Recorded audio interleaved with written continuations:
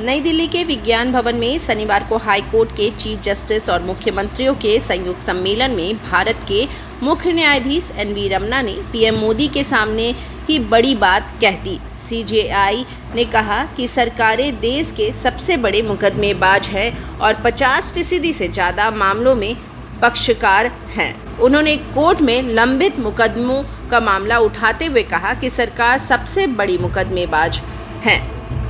कई बार सरकार ही मामलों को जानबूझकर अटकाती है। उन्होंने कहा कि नीति बनाना हमारा काम नहीं, लेकिन कोई नागरिक इन मुद्दों को लेकर आता है तो हमें ये बताना पड़ता है। पीएम मोदी ने कहा कि ये मुद्दा सीजेआई ने ही उठाया है, लेकिन उसमें समय लगेगा क्योंकि अर्जी डालने से लेकर फैसला आने तक ये काफी पेचीदा मामला है।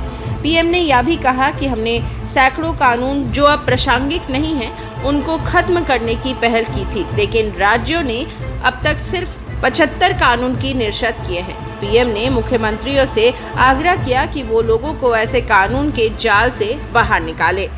चीफ जस्टिस एनवी रमन्ना ने देश के हाई कोर्ट्स में अंग्रेजी के अलावा स्थानीय भाषाओं में भी सुनवाई की वकालत की है। उन्होंने कहा कि स्थानीय भाषाओं में हाई कोर्ट में सुनवाई हो ताकि न्याय आम जनता के करीब जाए।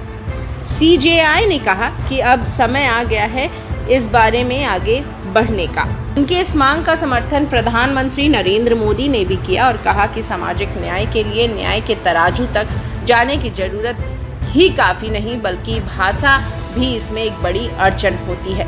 हमारे यहाँ सुप्रीम कोर्ट और हाई कोर्ट में कार्रवाई अंग्रेजी में होती है, लेकिन अब न्यायालयों में स्थानीय भाषा को प्रोत्साहन देने की जरूरत है। पीएम ने कहा कि इससे सामान्य नागरिक का न्याय में भरोसा बढ़ेगा। पीएम ने कहा, न्याय सूरज का आधार है। न्याय जनता की भाषा में सरल और सुगम हो। कानून न्यायिक भाषा के अलावा सामान्य नागरिक की भाषा में भी हो, जो आम नागरिकों को समझ में आए।